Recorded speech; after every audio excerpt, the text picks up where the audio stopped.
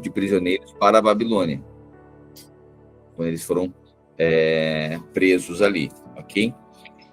E aí, aqui do capítulo 1 ao capítulo 11, Ezequiel faz acusações contra Israel, ok? Do capítulo 1 ao capítulo 11,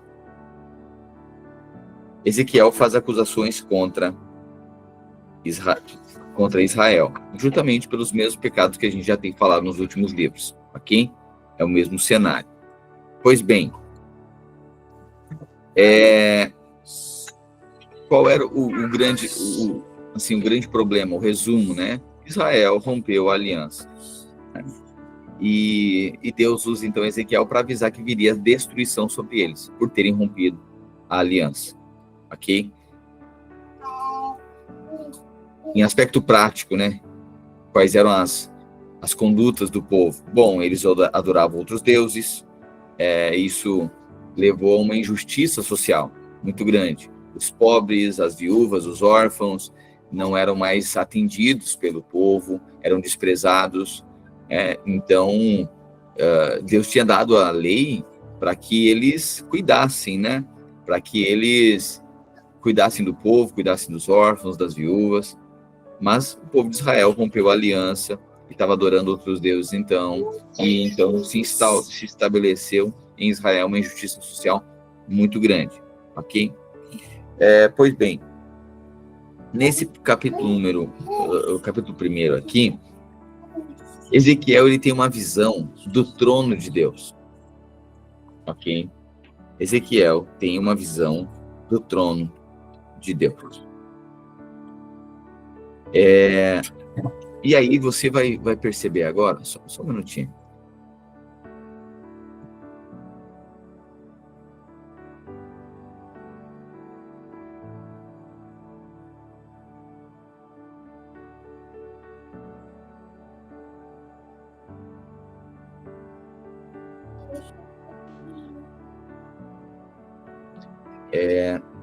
Ezequiel agora vai ter uma visão do trono de Deus, ok?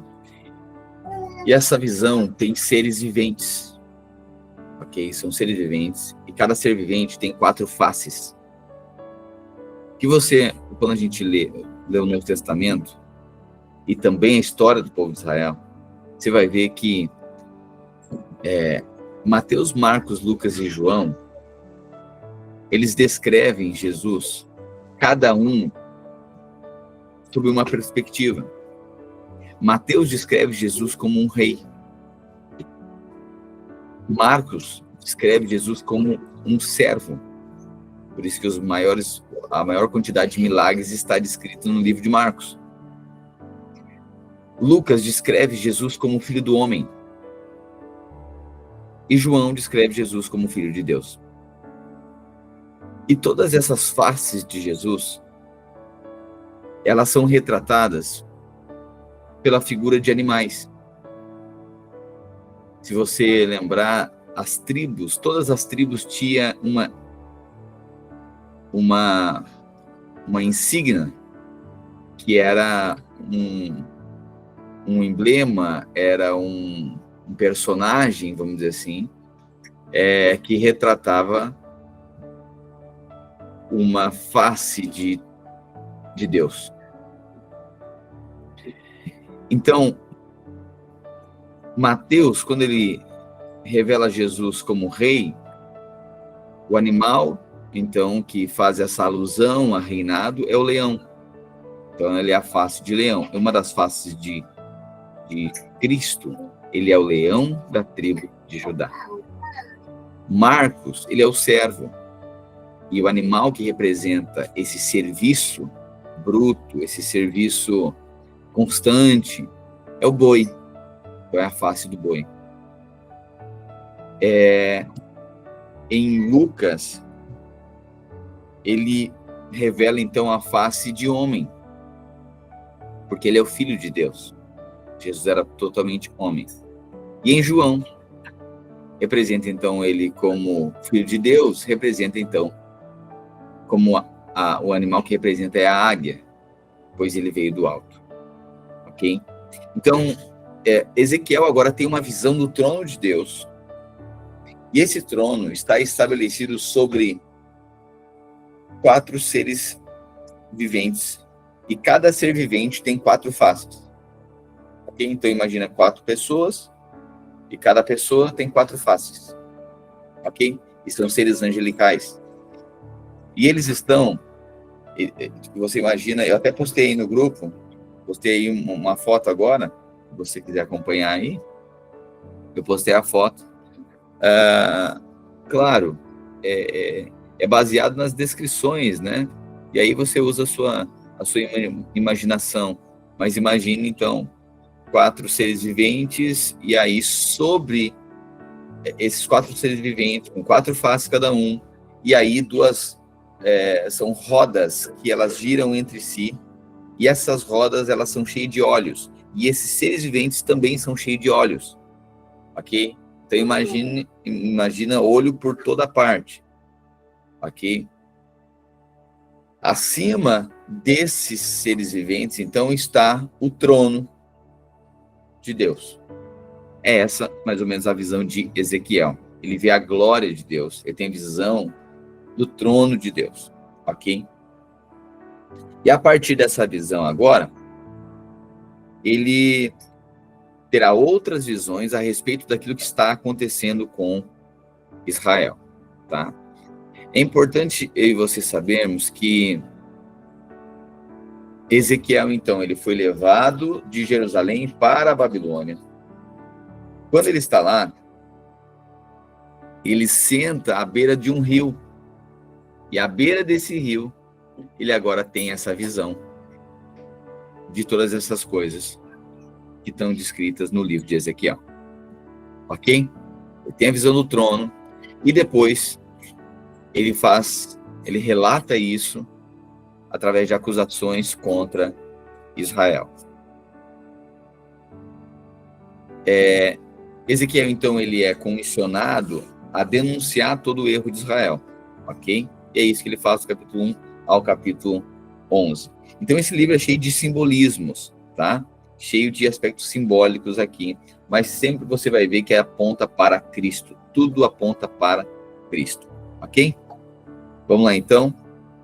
Ezequiel, capítulo 1. Jesus, pedimos revelação, sabedoria, entendimento da tua palavra. Pedimos que o Senhor abra os olhos do nosso entendimento.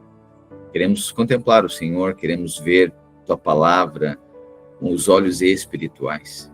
Não com a nossa mente, não na letra, mas através do teu Espírito. Eleva os nossos pensamentos, nosso coração, para compreendermos quem o Senhor é.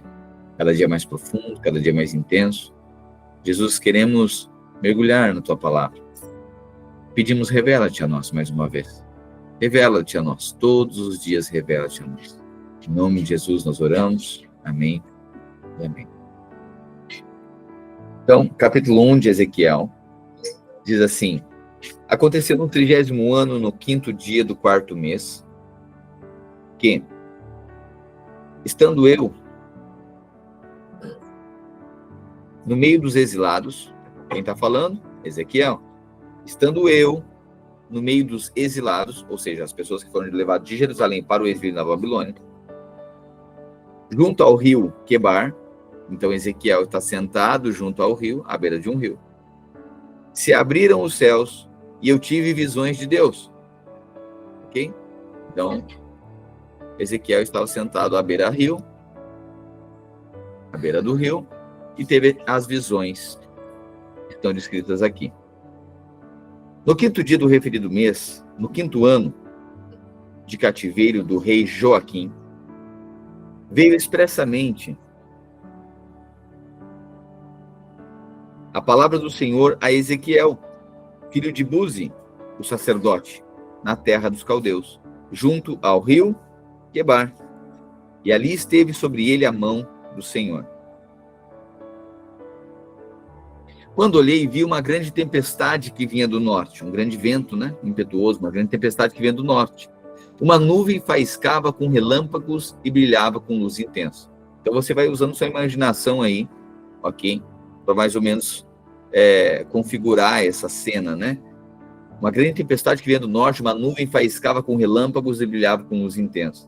Dentro da nuvem havia fogo, e no meio do fogo resplandecia algo semelhante a âmbar reluzente.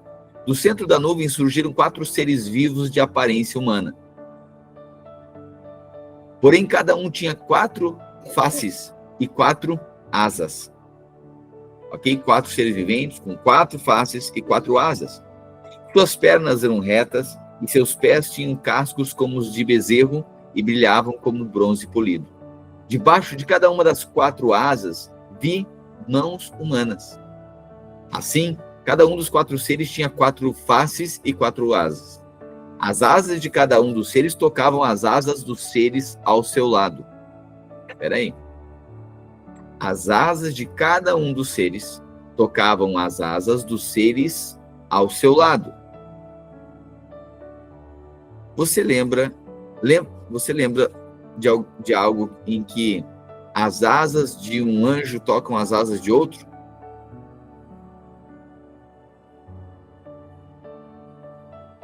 O que você lembra? A Arca da Aliança. Na tampa da arca, os querubins, um tocando as asas do outro. Exatamente. Então a visão de Ezequiel agora da glória, ele vê agora 4 seres viventes, e as asas desses seres viventes aqui, um alcançam e tocam as asas do outro.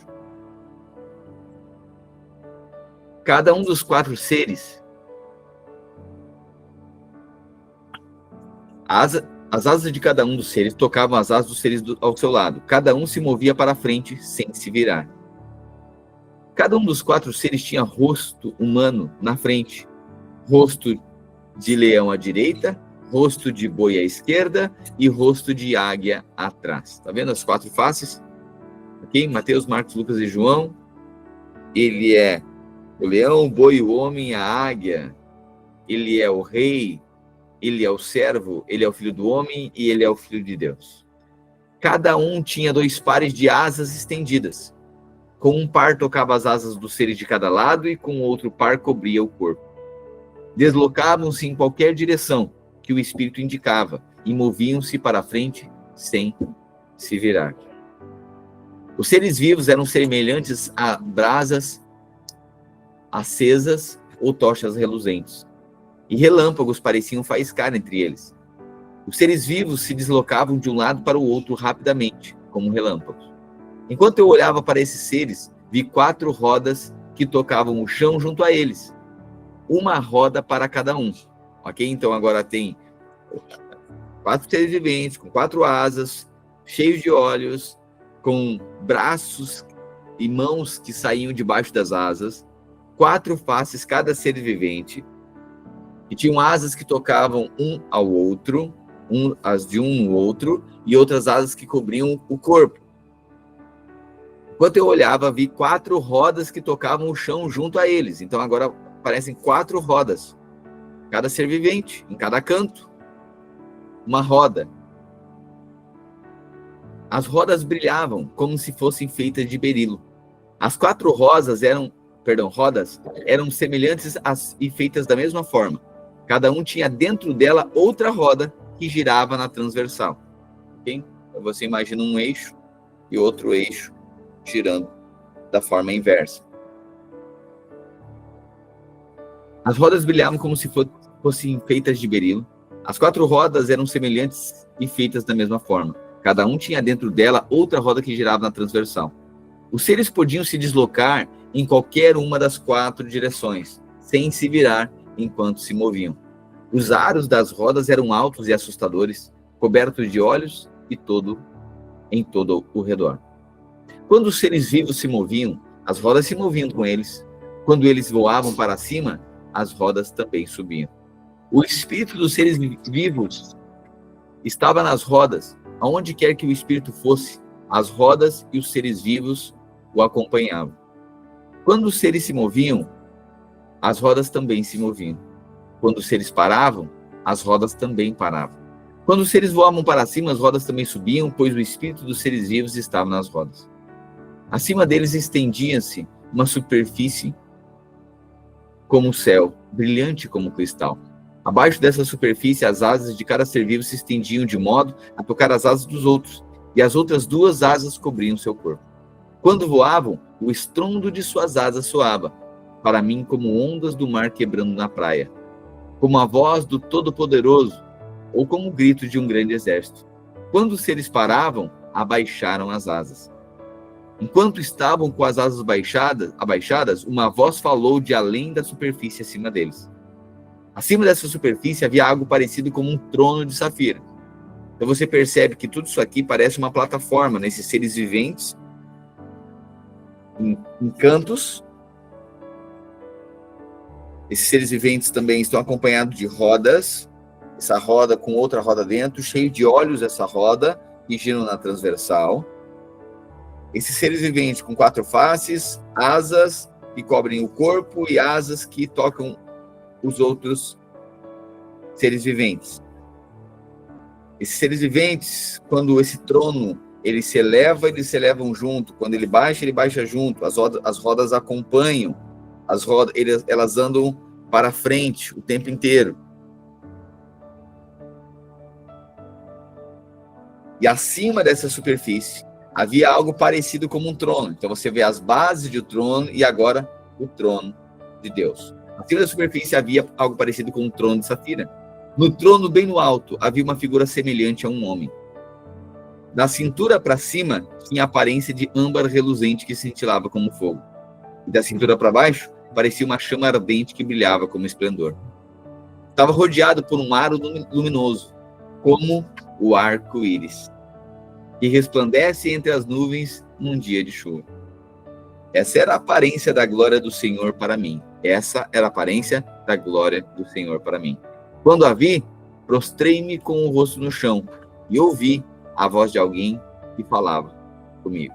Ok? Então aqui a descrição, Ezequiel vê o trono de Deus, vê a glória de Deus. E a glória de Deus, quando aparece a ele agora se prostra com o rosto no chão e ouvi a voz de alguém que falava comigo, diz Ezequiel. Onde que está Ezequiel? Ezequiel está no exílio, foi preso, ok?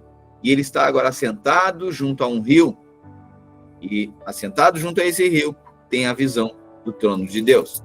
E perceba que Ezequiel, quando ele tem essa visão, ele se joga com o rosto em chão. A mesma descrição de João. João, na ilha de Patmos, quando ele vê, ele diz que foi levado aos céus, né? E João, quando ele tem a visão também do trono de Deus, ele se coloca, se prostra agora diante de Deus, em reconhecimento à glória de Deus, reconhecimento à soberania do Todo-Poderoso. E é interessante porque a voz que fala com Ezequiel agora, a sentença para Ezequiel, quando ele se coloca com o rosto em chão, é a mesma para João. Levante-se, filho do homem, disse a voz. Irmãos, a palavra de Deus é perfeita. É isso que é lindo. Não tem todo homem diante do Todo-Poderoso se prostra em reconhecimento que ele é o Senhor. Trono de Deus agora. E a voz diz, levante-se, filho do homem. Quero falar com você. Ezequiel está tendo essa visão. Enquanto ele falava, o Espírito entrou em mim e me pôs de pé. E eu ouvi as suas palavras com atenção. Filho do homem, disse ele, eu o envio à nação de Israel, uma nação rebelde, que se revoltou contra mim. Então o Espírito do Senhor agora entra em Ezequiel e envia ele para profetizar contra Israel, lá no exílio. Entendido isso? Enquanto ele falava, o Espírito entrou em mim e me pôs em pé, e eu ouvi suas palavras com atenção. Filho do homem, disse ele, eu envio a nação de Israel, uma nação rebelde que se revoltou contra mim. Até hoje, ele e seus antepassados têm se revoltado contra mim. São um povo teimoso, de coração duro. Mas eu o envio para lhes dizer, assim diz o Senhor soberano. E quer eles ouçam, quer não, lembre-se que eles são rebeldes, pelo menos saberão que tiveram um profeta no meio deles. Você percebe? Deus envia Ezequiel agora, diz, Ezequiel, tu vai profetizar. Eles são um povo de coração duro. É gente ruim. Quer eles aceitem ou quer não, ao menos eles saberão que teve alguém que profetizou.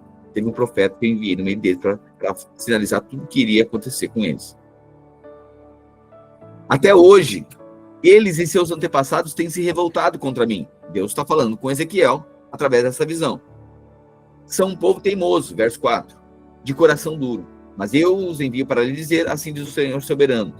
Quer eles ouçam, quer não, lembre-se que eles são rebeldes, pelo menos saberão que tiveram um profeta no meio deles. 6.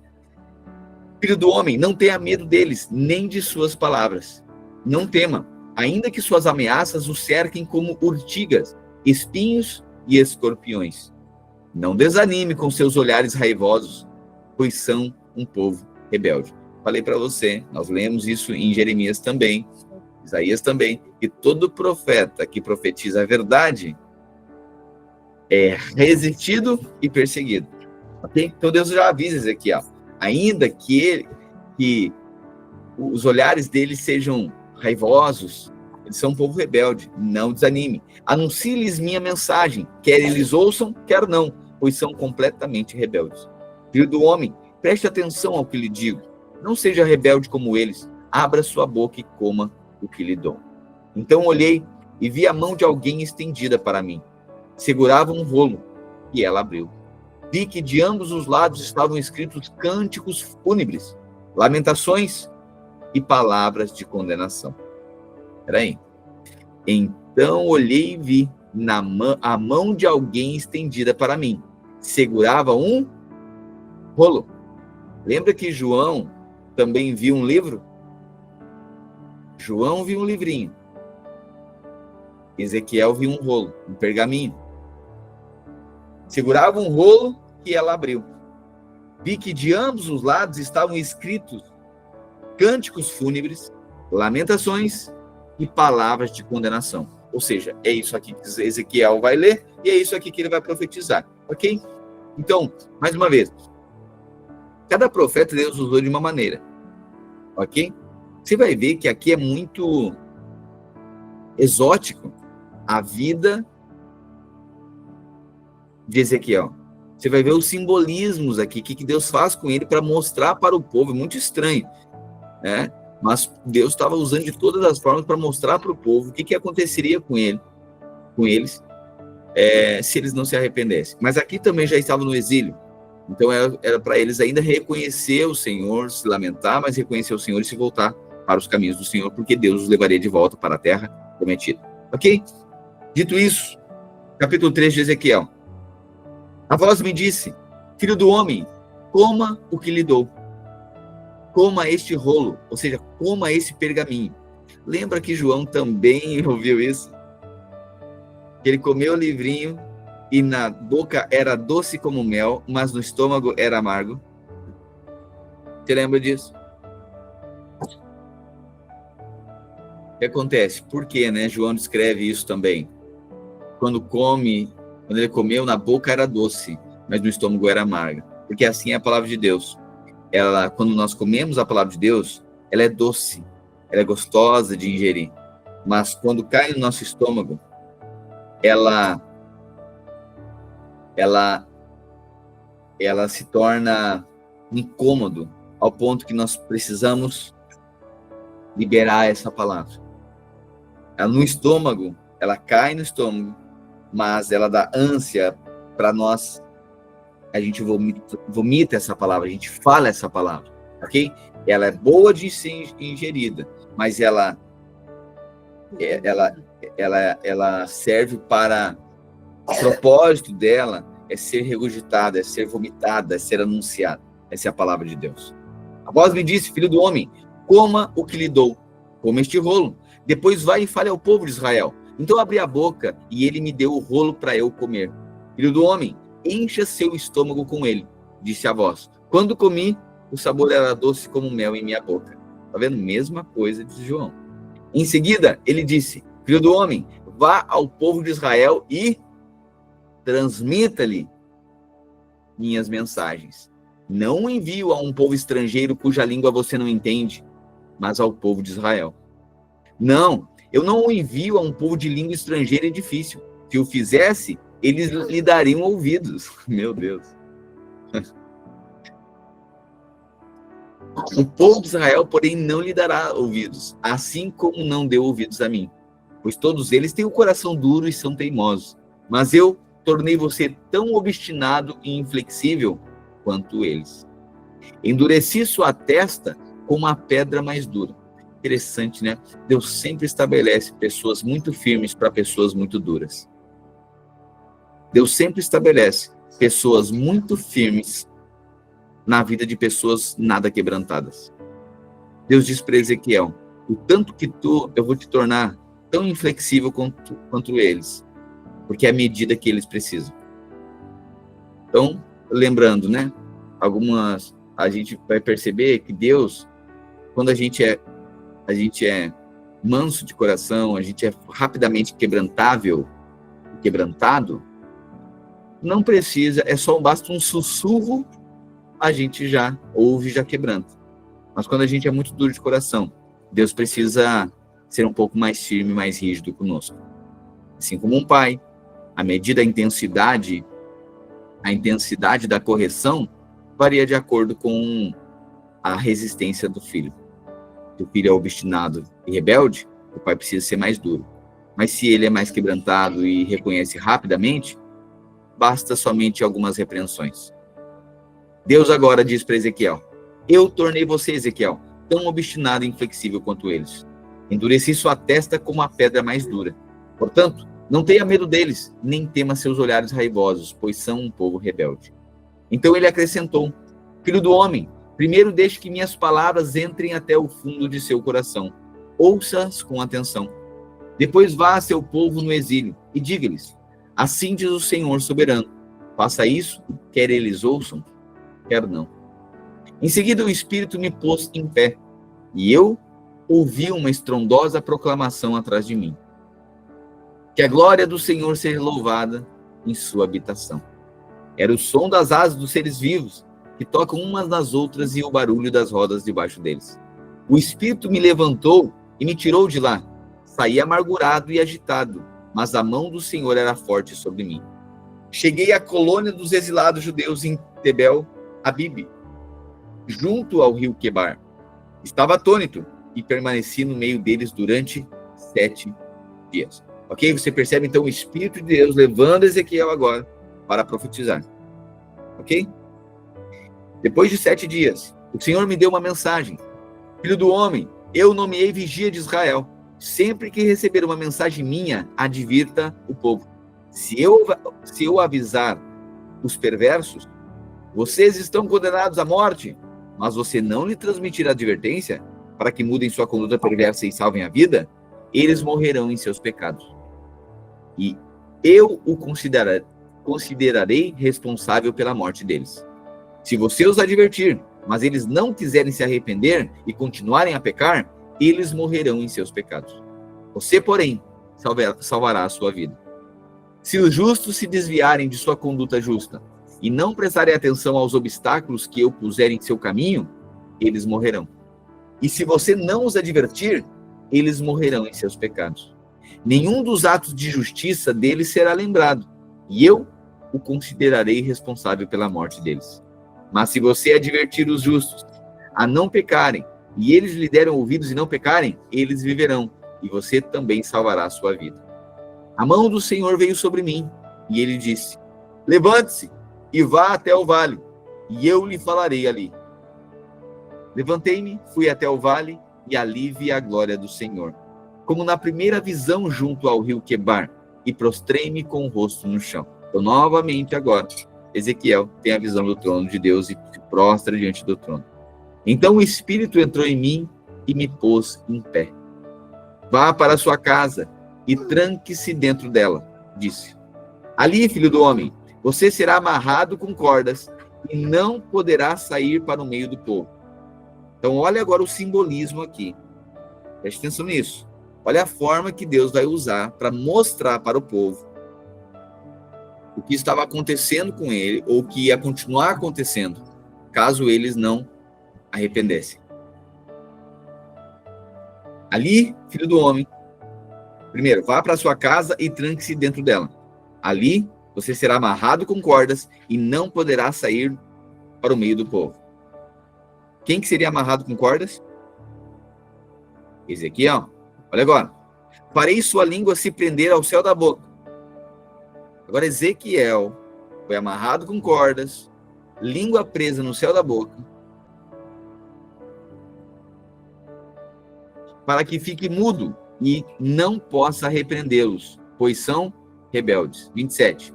Mas quando eu lhe der uma mensagem, desprenderei sua língua e deixarei que fale. Então você lhes dirá: assim diz o Senhor soberano. Quem lhe ouvir, ouvirá, mas quem se recusar, não ouvirá, pois são um povo rebelde. Capítulo 4. Agora, filho do homem, olha agora. No capítulo 4, agora Deus, esses atos simbólicos aqui, né, mais uma vez, Deus é muito pedagógico, né? Então usa um ato simbólico, uma conduta de Ezequiel aqui, para mostrar para o povo o que iria acontecer com Israel, ok? O primeiro ato, Ezequiel deveria construir uma maquete de Jerusalém. Tá? O primeiro ato aqui é que Ezequiel deveria construir uma maquete de Jerusalém e atuar, encenar o ataque que viria sobre Jerusalém. Ok? Esse é o primeiro ato que vai descrever agora no capítulo 4. Imagine, Deus diz o seguinte, olha, faça agora uma maquete, encene aí um ataque. Agora avise que é exatamente isso que vai acontecer com Israel, ok? Então, primeiro ato simbólico aqui em Ezequiel. Agora, filho do homem, pegue um tijolo de barro, coloque-o à sua frente e desenhe nele a cidade de Jerusalém. Ok? Retrate a cidade cercada. Retrate a cidade cercada, o cerco de Jerusalém. Construa um muro ao redor dela. Arme um acampamento inimigo e cerque a cidade com rampas e tronco de ataque. Lembra de Jeremias? Exatamente o que aconteceu em Israel. Agora Deus usa também Ezequiel. E agora diz para ele fazer uma maquete e encenar o ataque. Cerque a cidade com rampas e troncos de ataque. Pegue uma panela de ferro e coloque-a entre você e a cidade. Volte-se para a cidade e mostre como será o cerco de Jerusalém. Isso será um sinal de advertência para o povo de Israel. Ok? Esse é o primeiro...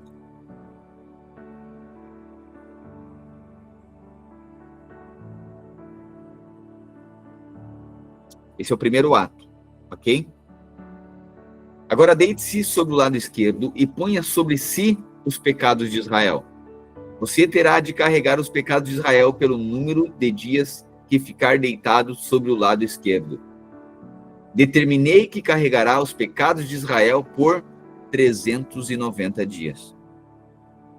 Então agora Ezequiel teve que ficar deitado por 390 dias. Amarrado. Como um símbolo do que aconteceria com Israel. Determinei que carregará os pecados de Israel por 390 dias. Um dia para cada ano de pecado do povo. Depois, deite-se sobre o lado direito durante 40 dias. Um dia para cada ano de pecado de Judá. Enquanto isso, continue a olhar para o cerco de Jerusalém. Ou seja, Ezequiel teve que fazer uma maquete, colocar uma panela entre ele e a maquete, deitar amarrado e ficar olhando para Jerusalém. Para a maquete, né? Durante 390 dias do lado esquerdo. Depois, 40 dias, um dia para cada ano do pecado de Judá, para o lado direito. Enquanto isso, continue a olhar para o cerco de Jerusalém. 7. Deite-se com o braço descoberto e profetize contra a cidade. Eu o amarrarei com cordas para que você não possa virar-se de um lado para o outro, até que tenha completado os dias do cerco.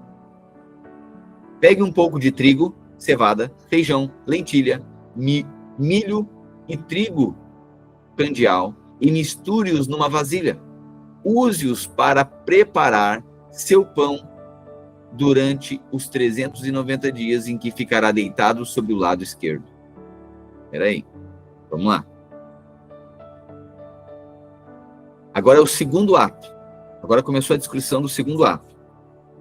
Eis que te prenderei com cordas, e tu deves pegar trigo, cevada, lentilha, colocar tudo numa vasilha. Use-os para preparar seu pão durante os 390 dias em que ficará deitado sobre o lado esquerdo. Racione suas porções, 240 gramas por dia, e coma-as em horas determinadas. Depois, meça um pouco mais de meio litro de água para cada dia e beba em horas determinadas. Prepare e coma esse alimento como faria com bolos de cevada. Asse-o diante de todo o povo, usando fezes humanas secas como combustível. Vamos de novo. O segundo ato de simbolismo agora. Ele devia deitar preso em cordas. Primeiro era desenhar a maquete, né? Se deitar. Ok. Agora, preso em cordas, ele deveria pegar aquela panela. E olha agora. 10. A tua comida será por peso, 20 ciclos por dia, de tempo em tempo a comerás. 11. Também beberás água por medida, a sexta parte de um hin, de tempo em tempo a beberás. O que comeres será como bolos de cevada, cozê-lo-á sobre esterco de homem à vista do povo. Então agora Ezequiel deveria pegar essa panela e colocar agora essas sementes, o trigo, cevada, esses bolos deveriam ser comidos, assados. Esses bolos deveriam ser, essa massa, né, feita uma massa, e deveria ser assada. Qual era o combustível? Esterco humano. O profeta tinha que fazer. Pela graça de Deus, nós somos profetas da nova aliança, aleluia. Você está entendendo? Mas por que Deus estava fazendo isso aqui? Deus estava dizendo que assim seriam os dias de Israel. É isso aqui que aconteceu e coisa para muito pior. Ok? Então Deus usava a vida dos profetas para sinalizar. E agora ele usa, sabe quando Deus assim, ó, só falta desenhar, e Deus desenha? Deus fez uma maquete para mostrar para ele. E o povo duro de coração e obstinado. Prepare e coma esse alimento com farinha de bolo de cevada. Asse diante de todo o povo usando fezes humanas secas como combustível. Então, ele deitado, amarrado, com uma panela em cima, cozinhando sobre fezes de animais. E as pessoas passavam e viam o profeta ali, Ezequiel ali. E o Senhor disse: assim os israelitas comerão pão impuro na terra dos gentios, para onde eu os expulsarei. Então eu disse: ó Senhor soberano, jamais me contaminei. Desde a infância nunca comi animais mortos por doença, ou despedaçados por outros animais. Nunca comi carne alguma proibida pela lei. Então ele me disse: em lugar de fezes humanas, você pode usar esterco de vaca para assar o pão. Melhorou bastante. E acrescentou: filho do homem, tornarei a comida extremamente escassa em Jerusalém. Será pesada com um grande cuidado e consumida com medo. Aí você vai perguntar assim: pastor, mas olha só. Ezequiel não estava no exílio já? Sim. Pois é, mas como que ele está dizendo ainda que a cidade vai ser destruída ainda? Porque Ezequiel foi levada com o primeiro grupo. Quando a Babilônia bateu pela primeira vez em Jerusalém, eles levaram o grupo, eles não destruíram a cidade. Eles destruíram depois. Então Ezequiel foi para esse lugar e Deus já deu visões para ele e ele começava a anunciar para o povo se arrepender. Ok? Então tinha um grupo exilado, mas a cidade não havia sido destruída ainda. Então, em meio agora a essas profecias, que a cidade será destruída. Ok? Entendido isso? Então ele me disse: em lugar das fezes humanas, você pode usar esterco de vaca para assar o pão. E acrescentou: filho do homem, tornarei a comida extremamente escassa em Jerusalém. Será pesada com grande cuidado e consumida com medo. A água será racionada e o povo beberá com desespero. Diante da falta de comida e água, olharão uns para os outros, aterrorizados, e definharão embaixo do seu castigo. Capítulo 5.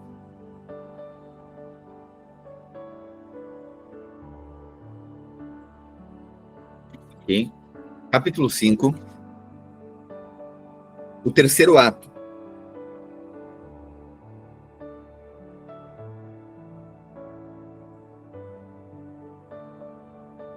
O terceiro ato, aqui no capítulo 5, descreve que Ezequiel deveria raspar o cabelo e cortá-lo com espada. Olha o que diz: filho do homem, pegue uma espada afiada e use-a como navalha para raspar sua cabeça e sua barba. Use uma balança para pesar o cabelo e dividi-lo em 3 partes. Coloque uma terça parte no meio do desenho de Jerusalém. E depois de ensinar o cerco à cidade, queime o cabelo ali. Espalhe outra terça parte ao redor do desenho e corte-a com a espada. Espalhe a terceira parte ao vento, pois eu espalharei meu povo com a espada. Você percebe o simbolismo aqui? 3 partes. Uma destruída no ataque, uma levada para o exílio e outra morta à espada.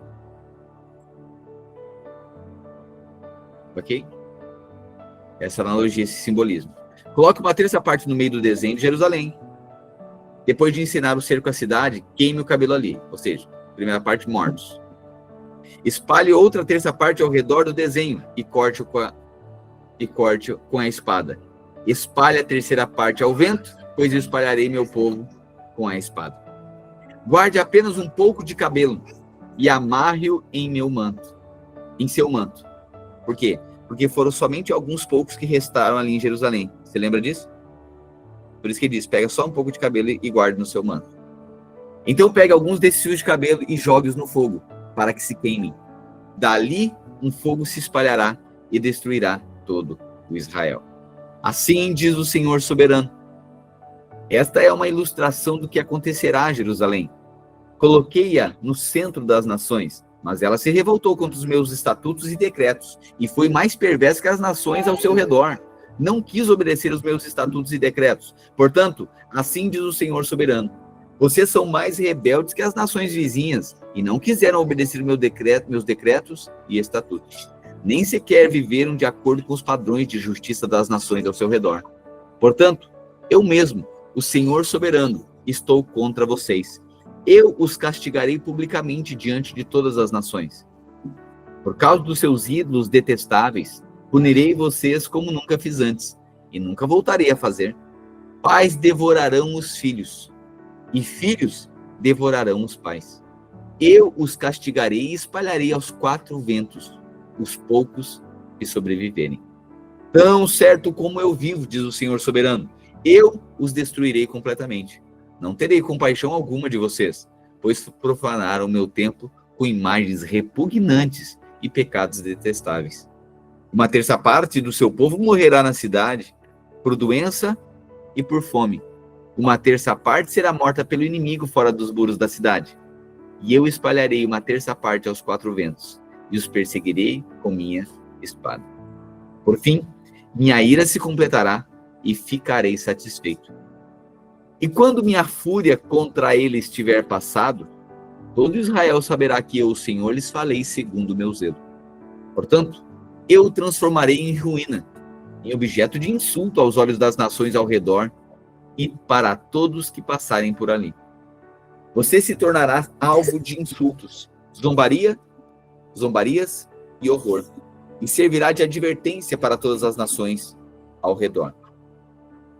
Elas verão o que acontece quando o Senhor, em sua ira, castiga uma nação e repreende, diz o Senhor. Farei chover sobre você as flechas mortais da fome, para destruí-la. A fome se tornará cada vez mais severa, até que desapareça todo o suprimento. Além da fome, enviarei animais selvagens para atacá-la e devorar seus filhos. Doença e guerra a alcançarão, e trarei contra você a espada do inimigo. Eu, o Senhor, falei. Capítulo 6. Agora a profecia, dizendo que viria a fome, a guerra, a peste sobre Israel devido à sua idolatria. Recebi outra mensagem do Senhor.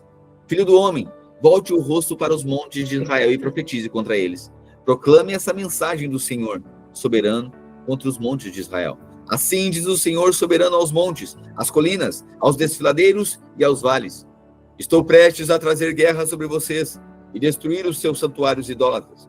Todos os seus altares serão demolidos e seus lugares de adoração serão destruídos. Matarei o povo diante dos seus ídolos. Porei os cadáveres dos israelitas diante dos seus ídolos e espalharei os ossos ao redor dos seus altares. Onde quer que vocês vivam, haverá desolação e destruirei seus santuários idólatras. Seus altares serão demolidos, seus ídolos serão despedaçados, seus lugares de adoração serão derrubados e todos os objetos religiosos que vocês fizerem serão destruídos. O lugar ficará cheio de cadáveres e vocês saberão que somente eu sou o Senhor. Deixarei, porém, que alguns do meu povo escapem da destruição e eles serão espalhados entre as nações do mundo. Então, quando estiverem exilados entre as nações, se lembrarão de mim. Reconhecerão quanto me entristece seu coração infiel e seus olhos lascivos por seus ídolos. Por fim, terão nojo de si mesmos por causa de todos os seus pecados detestáveis. Saberão que somente eu sou o Senhor e que fala sério quando disse que traria sobre eles essa calamidade. Assim diz o Senhor soberano: batam palmas de horror e batam os pés. Gritem por causa de todos os pecados detestáveis que o povo de Israel cometeu. Agora morrerão de guerra, fome e doença. A doença matará os que estiverem exilados em lugares distantes. A guerra destruirá os que estiverem por perto, e os que sobrarem morrerão de fome. Enfim, derramarei toda a minha fúria sobre eles. Eles saberão que eu sou o Senhor, quando seus mortos estiverem espalhados entre os ídolos e os altares, e em todas as colinas e montes, debaixo de toda árvore verdejante e de todo carvalho que dá sombra, os lugares onde ofereciam sacrifícios a seus ídolos. Eu os arrasarei e deixarei suas cidades desoladas, desde o deserto no sul até Ribla no norte. Então saberão que eu sou o Senhor. Capítulo 7. O fim se aproxima. Então, Deus, usando a vida do profeta Ezequiel, usou atos simbólicos e agora usando diretamente a profecia. Então, recebi essa mensagem do Senhor: filho do homem, assim diz o soberano a Israel: chegou o fim. Para onde quer que vocês olhem, norte, sul, leste ou oeste, sua terra será acabada. Não resta esperança, pois lançarei minha ira contra vocês. Eu os chamarei para prestar contas de todos os seus pecados detestáveis. Não os pouparei, nem terei piedade. Darei a vocês o que merecem, por todos os seus pecados detestáveis. Então saberão que eu sou o Senhor. Assim diz o soberano Senhor: desgraça após desgraça se aproximam. Chegou o fim, finalmente chegou. Sua condenação os espera. Ó povo de Israel, já amanhece o dia de sua destruição. Chegou a hora, o tempo da aflição está próximo. Nos montes se ouvem gritos de angústia e não de alegria. Em breve derramarei sobre vocês minha fúria e contra vocês lançarei minha ira. Eu os chamarei para prestar contas de todos os seus pecados detestáveis. Não os pouparei nem terei piedade. Darei a vocês o que merecem por todos os seus pecados detestáveis. Então saberão que eu, o Senhor, os feri. O dia do juízo chegou, sua destruição os espera. A vara da perversidade brotou. Sim, o orgulho do povo floresceu. Sua violência se transformou numa vara que os castigará por sua maldade. Nenhum dos orgulhosos sobreviverá. Toda sua riqueza e prestígio desaparecerão. Sim, chegou a hora. Este é o dia. Que os compradores não se alegrem, nem os vendedores se entristeçam, pois todos eles cairão sob a minha ira ardente. Ainda que os comerciantes sobrevivam, jamais voltarão a seus negócios, pois a profecia contra o povo não mudará. Ninguém cuja vida é corrompida pelo pecado se recuperará. A trombeta convoca o exército, mas ninguém sai para guerrear, pois minha fúria está contra eles. Fora da cidade há guerra, dentro dela, doença e fome. Quem estiver fora dos muros, será morto pela espada do inimigo. Você percebe aqui que é a descrição do dia que Israel foi atacada e destruída. Sim? Ok? Do lado de fora, quem saísse dos muros era morto, quem estivesse dentro, eles seriam também. Israel foi invadida, foi atacada e foi destruída. E alguns então levados para o exílio, conforme o Senhor tinha dito. Alguns mortos ali, outros mortos fora do muro, e alguns levados espalhados então pela Babilônia. Ok? Fora da cidade a guerra, dentro dela doença e fome. Quem estiver fora dos muros será morto pela espada do inimigo. Quem estiver dentro da cidade morrerá de fome e doença. 16. Os sobreviventes que fugirem para os montes gemerão como pombas por causa de seus pecados. Suas mãos ficarão fracas e seus joelhos frouxos como água. De pano de saco se vestirão e ficarão cobertos de horror. Rasparão a cabeça em sinal de tristeza e remorso. Jogarão seu dinheiro na rua, o lançarão fora como se fosse lixo. Seu ouro e sua prata não os salvarão no dia da ira do Senhor.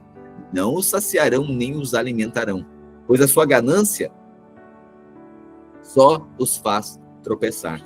Tinham orgulho de suas lindas joias, e com elas fizeram ídolos detestáveis e imagens repugnantes. Por isso,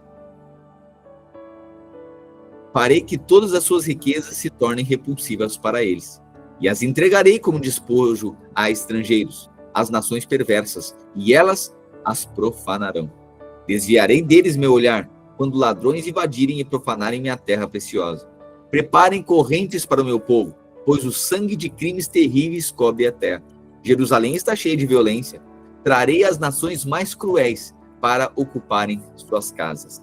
Acabarei com o orgulho dos poderosos e profanarei seus santuários. O terror tomará conta do povo, buscarão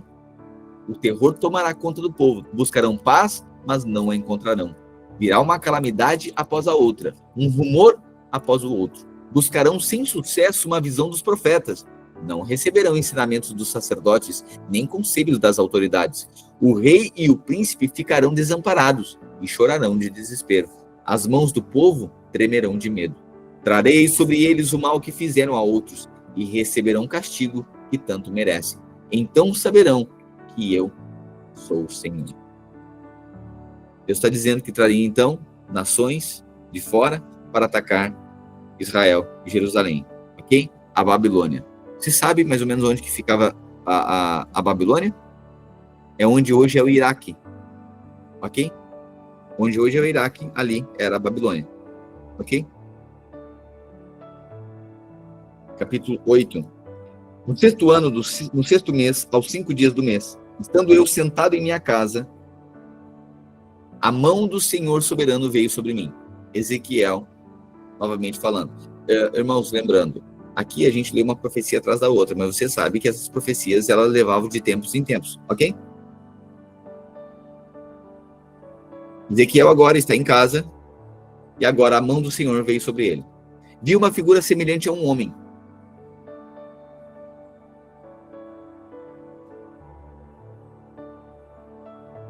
Olha agora.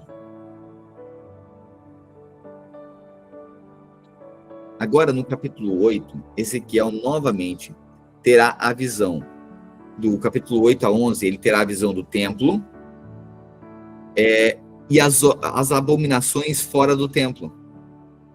Ok? Ele tem essa visão do templo de Jerusalém e fora do templo, vários ídolos que foram erigidos, né? Foram erguidos ali pelo povo na sua idolatria.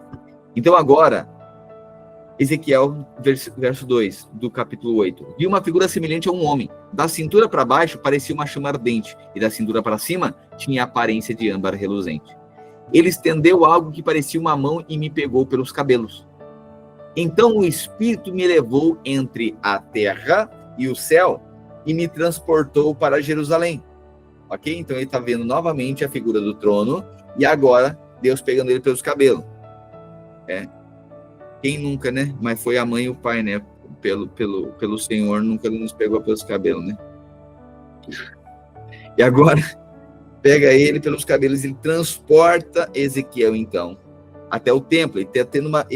Ezequiel está tendo uma visão, você imagina agora imagina você num drone, ok? Olhando para o templo, ele vai ver agora o templo de Jerusalém, e a idolatria ao redor do templo. 3. Ele estendeu algo que parecia uma mão e me pegou pelos cabelos. Então o Espírito me levou entre a terra e o céu, me transportou para Jerusalém, numa visão dada por Deus. Fui levado à porta norte do pátio interno do templo, onde havia um ídolo que provocou o ciúme do Senhor. Tá vendo? Fui levado à porta norte do pátio interno do templo, onde havia um ídolo que provocou o ciúme do Senhor. Ou seja, ao redor do templo, na porta norte, que dava acesso ao templo, tinha um ídolo ali. De repente, estava ali a glória do Deus de Israel, como eu tinha visto antes no vale. Ou seja, quando ele estava lá no rio, junto na beira do rio, que ele teve a visão do trono, agora ele tem essa visão novamente. Filho do homem.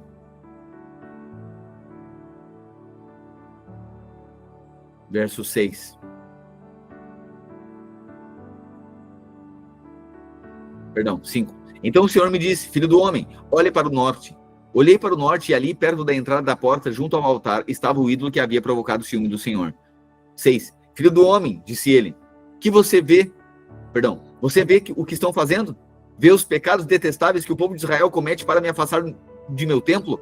Venha, e eu lhes mostrarei pecados ainda mais detestáveis que estes. Então ele me levou à porta do pátio do templo, onde vi um buraco no muro. Disse-me, agora, filho do homem, cave no muro. Cavei no muro e encontrei uma passagem escondida. Entre, disse ele, e veja os pecados perversos detestáveis que cometem ali. Ou seja, Ezequiel tem uma visão do templo, tem uma visão do muro, agora ele leva em uma porta e tem um ídolo. Leva a outra porta, agora tem um buraco. Ele diz para Ezequiel, Ezequiel, passe por esse buraco. Entra aí, cava e entra. E ele entra. E agora ele vai visualizar os pecados de Israel. Também vi diversos ídolos adorados pelos israelitas. 11. Estavam ali 70 autoridades de Israel, e no meio estava Jazanias, filho de Safã. Cada um deles segurava um incensário, do qual subia uma nuvem de incenso. Então o Senhor me disse, filho do homem, você vê que as autoridades de Israel fazem com os seus ídolos em salas escuras? Dizem, o Senhor não nos vê, o Senhor abandonou nossa terra. E acrescentou, venha, e eu lhes mostrarei pecados ainda mais detestáveis que estes. 14. Em seguida, levou-me até a porta norte do templo do Senhor, onde algumas mulheres estavam sentadas chorando pelo Deus Tamuz. Ou seja, então, aqui agora o Senhor leva Ezequiel para verificar vários pontos de idolatria em Israel. Até mesmo dos seus sacerdotes. Porque os sacerdotes diziam, olha, Deus não está nos vendo mesmo, por isso que eles adoravam outros deuses também. A corrupção era geral. Como eles diziam que Deus não estava vendo eles, por isso que Deus faz um símbolo, agora uma analogia, um símbolo melhor, e eles estão em uma sala escura. Porque ele está dizendo, Deus não nos vê. Ok? Por isso que Deus faz esse simbolismo aqui. 16. Em seguida levou-me para o pátio interno do templo do Senhor. Na entrada do templo, entre o pórtico e o altar, havia cerca de 25 homens com as costas para o templo do Senhor. Estavam voltados para o leste, prostrados no chão, e adoravam o sol. Filho do homem, você vê isso? Perguntou ele. Será que não significa nada para o povo de Judá cometer esses pecados detestáveis que levam a nação inteira à violência? Que a fazem zombar de mim e provocar a minha ira? Por isso, responderei com fúria. Não os pouparei, nem terei piedade. Mesmo que clamem bem alto, não os ouvirei. Capítulo 9, último capítulo agora de hoje.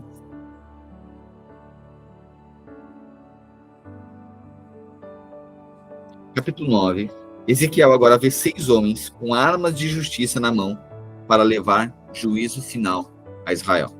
É isso que Ezequiel verá aqui. Ok? Então o Senhor disse em alta voz, tragam os homens escolhidos para castigar a cidade. Digam-lhes que venham com suas armas de destruição. Logo surgiram 6 homens, vindos da porta superior, voltada para o norte. Tudo isso nessa visão, ok? Ezequiel está tendo uma visão, imagina essa visão de cima do templo, ali em cima do templo, ao redor de Israel. Logo surgiram 6 homens vindos da porta superior, voltada para o norte, e cada um tinha na mão uma arma mortal. Estava com eles um homem vestido de linho, que levava na cintura um estojo com material de escrever. Todos entraram no pátio do templo e ficaram junto ao altar de bronze. Então a glória do Deus de Israel se levantou no meio dos querubins. onde havia estado, e se moveu para a entrada do templo. O Senhor chamou o homem vestido de linho que carregava o estojo com material de escrever e lhe disse: ande pelas ruas de Jerusalém e ponha um sinal na testa de todos que choram e gemem por causa dos pecados detestáveis cometidos em sua cidade. Em seguida, ouviu o Senhor dizer a outros homens: sigam-no pela cidade e matem todo cuja testa não estiver marcada. Lembra alguma coisa, você, isso aqui? Lembra o Egito, certo? Os que tinham sangue nos umbrais, certo? E lembra Apocalipse também, aqueles que carregarão a marca da besta, que sofrerão juízo. E os que são marcados com a marca da besta e os outros que são selados com o Espírito Santo da promessa. Ok? Então, entre passado e futuro, a profecia no presente de Israel, no passado e no futuro. Estamos finalizando? Sigam-no pela cidade e matem todos cuja testa não estiver marcada. Não mostrem compaixão nem tenham piedade. Matem todos. Idosos, jovens, meninas, mulheres, crianças pequenas. Não, mas não toquem naqueles que tiverem o sinal. Aleluia. Comecem aqui mesmo no templo. E eles começaram pelos 70 líderes na entrada do templo. Profanem o templo. O Senhor ordenou. Encham seus pátios de cadáveres. Vão. Então eles saíram e começaram a matança em toda a cidade. Enquanto isso, fiquei sozinho. Ezequiel falando. Prostrei-me com o rosto no chão e clamei: ó Senhor soberano, acaso tua fúria contra Jerusalém exterminará todos que restam em Israel?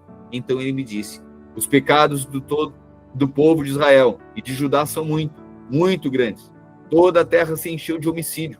A cidade está repleta de injustiça. Eles dizem: o Senhor não nos vê. O Senhor abandonou nossa terra. Por isso, não os pouparei nem terei piedade deles. Eu lhes darei o que merecem por tudo que fizeram.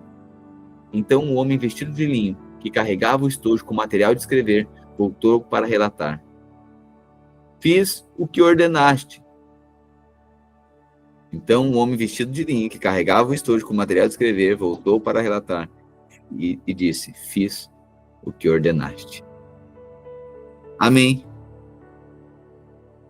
Ok? Mais uma vez, um profeta sendo usado para profetizar aqui para o povo de Israel, através de muitos símbolos que Deus usa a vida do profeta. Ezequiel usou Isaías, um profeta extremamente messiânico, né? Você já viu também Jeremias, não tão messiânico, mas com várias profecias a respeito do povo de Israel, ok? Que também, todos eles, né, são messiânicos, todos eles apontam para a vida do Messias, toda a profecia, né? Mas a maior ênfase em Isaías. E agora Ezequiel, Deus sendo muito pedagógico, Deus usando a vida prática, né, a vida do profeta, a vida diária do profeta, para sinalizar aquilo que aconteceria sobre Israel. Amém? Amanhã, aqui a glória do Senhor vai deixar o templo, né? Então a glória do Senhor veio sobre esse templo agora nessa visão, e a glória do Senhor deixa este templo, ok? E aí é denunciado mais uma vez o juízo contra o povo de Israel por sua obstinação, idolatria e pecado. Amém? Finalizamos aqui nosso devocional. Grato a você, a gente estendeu hoje 3 capítulos aqui, só para recuperar o de ontem, né? E agora, novamente, estamos em dia, ok? Estamos em dia em nosso devocional. Lembrando você que nós temos, só conferindo aqui, nós temos com hoje... Assim, na verdade, a gente está um dia adiantado, né? 4/9 é um dia adiantado, ok. Nós temos 68% já do nosso devocional concluído, amém? Glória a Deus pela sua constância. Lembrando, vencedores em Deus, vencedores não são os mais fortes, nem os mais rápidos. Vencedores são aqueles que permanecem. A vida com Deus não é um sprint de 100 metros. A vida com Deus é uma maratona. Amém? E você tem sido constante aqui e seremos todos achados vencedores. Amém? Graça e paz. Um bom domingo. Esse domingo está maravilhoso. Ok? E os profetas do Velho Testamento já passaram. Agora nós somos mensageiros da nova aliança. É por isso que você pode comer um churrasco no dia de hoje, encerrando o seu jejum, ok? Assado com carvão, ok? E hoje nós encerramos, então, nosso jejum coletivo, ok? Como igreja. Louvo ao Senhor Jesus pela sua constância em Deus, pela sua vida piedosa. Como eu falei no início desse jejum, domingo passado, nós somos intensos em todas as coisas. Nós somos intensos em toda entrega, nós somos intensos na nossa generosidade, nas nossas responsabilidades com o corpo de Cristo. Nós somos intensos em reunir, nós somos intensos na nossa vida piedosa, oração e jejum. Então nós tivemos 7 dias aqui. Eu creio que você manteve-se íntegro aquilo que foi proposto no início do jejum, ok? 7 dias, uma refeição ao dia. Alguns outros irmãos têm mantiveram uma semana só na água, ou outros só no líquido, ou outros já estendem mais de uma semana, ok? E outros ainda vão continuar, ok?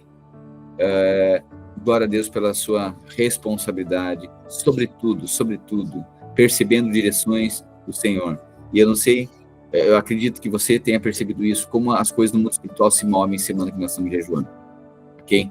É muita coisa que acontece, tanto de resoluções quanto coisas que são avultadas, elas são expostas, elas vêm à tona, são situações, problemas, circunstâncias, mas tudo isso é porque Deus, no momento que Deus também dá palavra para resistir à tentação, palavra para destruir todo o argumento de Satanás que vem contra a sua vida, contra a sua casa, sua família, contra a sua mente, né, para desanimar, para trazer desesperança e muitas vezes dor, ressentimento ou tristeza profunda mesmo, ok? Sempre Deus dá a palavra, não só de pão viverá o homem, mas de toda a palavra que procede da boca de Deus. Você, como um cristão, carregue a palavra de Deus, amém? Carregue ela em seus lábios e seu coração. Tudo isso aqui está apontando, mostrando que o povo deveria voltar-se para o Senhor. Hoje eu e você temos o Espírito Santo, é por isso que a gente jejua, para darmos mais ênfase. Se o povo aqui, ele era escravizado porque não ouvia a direção, a lei de Deus, porque não cumpria a lei de Deus, muitos de nós podemos perecer por quê? Por não ouvirmos a voz do Espírito Santo, as direções do Espírito. E é por isso que a gente jejua, para ser mais sensível à voz do Espírito. E certamente não seremos levados cativos. Amém? Amém? Mais uma vez, bom domingo para você. Lembrando então, esse final de semana você viu aí, ó, final de semana cheio aí, né, com feriado na quinta-feira, muitos fizeram feriadão, sábado agora, domingo, aproveitando, hoje um dia maravilhoso, sai com a sua família, encontre irmãos, encontre pessoas, convide um casal ímpio. Meu Deus do céu, a nossa vida cristã precisa gerar, nós precisamos gerar, por favor. Seu cristianismo não pode, nosso cristianismo não pode, no nosso ventre não vai ser gerado vento. No nosso ventre não será gerado vento, ok? Geraremos pessoas para a glória de Deus, amém? Filhos para a glória de Deus. Portanto, você hoje convide alguém para sair junto com você, faça alguma coisa, reúna, faça uma janta aí na sua casa. Agora como? Posso comer de manhã, de tarde, de noite, aleluia. Amém? Mas faça, convide pessoas, sirva pessoas, amém? Muitas pessoas têm sido redimidas. Tô me alegrando aqui, tô vendo aqui o Kevin. Olha aí, irmãos, a nossa alegria por ver pessoas sendo transformadas, tocados pelo amor de Deus. O Kevin testemunhou para nós. Irmãos, nós estamos falando de 3 meses atrás, em desesperança. Você entende isso? O que é? Olha, e o Senhor tem usado a minha, a sua vida, a nossa vida. E agora chega a vez do Kevin também gerar outros, eu gerar outros, todos nós gerarmos. Amém? Pregue o evangelho, anuncie as boas novas. Sua casa é um lugar, meu Deus, aí na sua casa é uma extensão da igreja. A igreja nós, a igreja está aí, 2 ou 3 reunidos em nome dele, a igreja está aí. Não é no templo, Embora você pode convidar pessoas para ir lá no prédio, deve fazer isso, ok, mas não transfira a responsabilidade de pregar o evangelho para o pastor. O pastor está pregando o evangelho para você, ensinando você. A você agora pregar o evangelho para aqueles que estão perto de você. A sua vida ser uma vida redentiva. Aleluia. Amém? Proclamemos a mensagem, anunciemos o evangelho, enchamos a terra de filhos de Deus. Ide por todo mundo, pregai o evangelho. Ide, portanto, pregai o evangelho a toda criatura. Até o Ben-Hur está pregando aqui. Sem fundo musical, filho, com barulhão aqui. Amém? Anuncie boas novas. Amém, queridos? Me alegro com você, contento com você, pela nossa maneira de ser igreja, tão responsável e tão decidida, né, a vivermos em paz, né, livre de todo melindre, livre de todo do orgulho, do ressentimento, né, mas abertos e humildes para reconhecer que Deus fala através da vida de cada um de nós, e estamos sendo moldados, orientados, ajustados. Não éramos assim, agora Deus nos deu uma família, estamos aprendendo a cultura do reino dos céus, estamos sendo transformados até que Jesus volte, ok? Essa é a vida. Se alguém não quiser essa vida, não pode ir para o céu, e lá só vai ter isso, ok? Não, porque se alguém não diz, não gostei dessa vida, bom, então não vai para o céu, né? É aquela coisa, eu não gosto de cantar, não gosto de levantar as mãos, só vai ter isso no céu. Então, essa vida é a vida do céu. A vida vai ser uma vida em comunhão. É bem verdade que aqui tem pecado, né? Mas a vida em comunhão, se alguém não quer viver isso, o céu só vai ter isso, ok?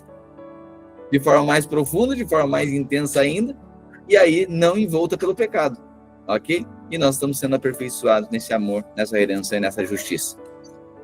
Certo? Mais uma vez, bom domingo. Nos vemos amanhã, então. E lembrando,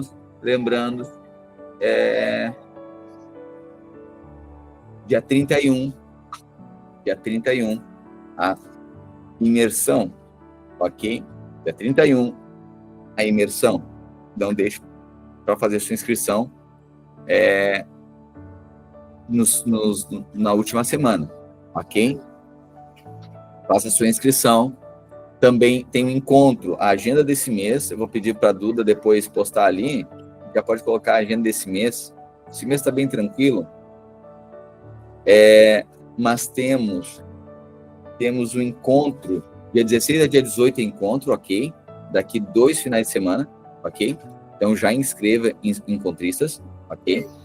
E também, dia 31, então, temos imersão. Ok? E também a gente tem nesse meio tempo aí um especial do Dia das Mães, né? Dia das Mães chegando, já compre aí o presente para sua mãe, ou já prepare uma homenagem. Oi? E nosso especial será dia 14. 14 desse mês nós teremos nosso especial de Dia das Mães. Ok? Tá pegando esse áudio ou só pega minha voz? Tá pegando Ben-Hur? Esse griteiro todo? Me perdoe. O homem tem casa. O profetinha já quer falar. Fala.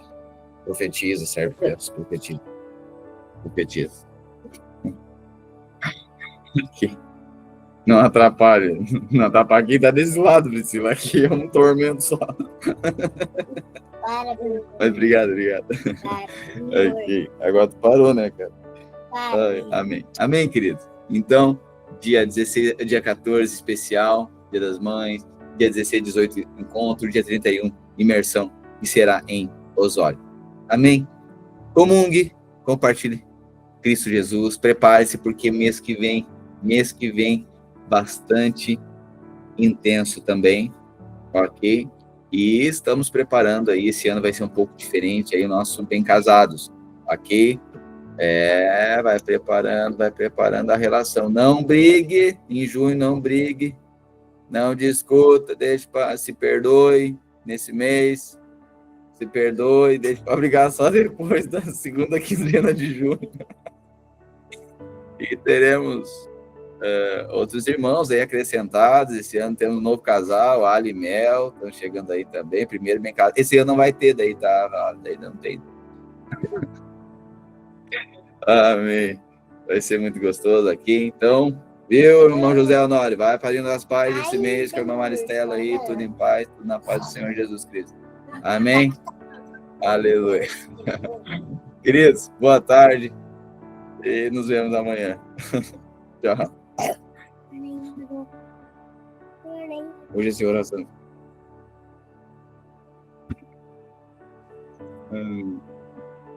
Tchau, queridos. Ali, Duda, Priscila, Yuri, Andrezão, Flauzão e Carla, Mandiele. Olha lá, o GC tá reunido lá. Aleluia. Ó, tchau, pastor. Dá tchau, pastor. Tchau, Maria. O Bruno, Simone, Léo, Ana Maristela, os irmãos aí que eu tô vendo são esses. Aleluia. O Brian ali, o Brian, o Caleb, o Josué, o Caleb e a Maria Luísa. Ok, aleluia. Esse que eu tô vendo aqui. E o Rodrigo também. Rodrigo por aí. Aleluia.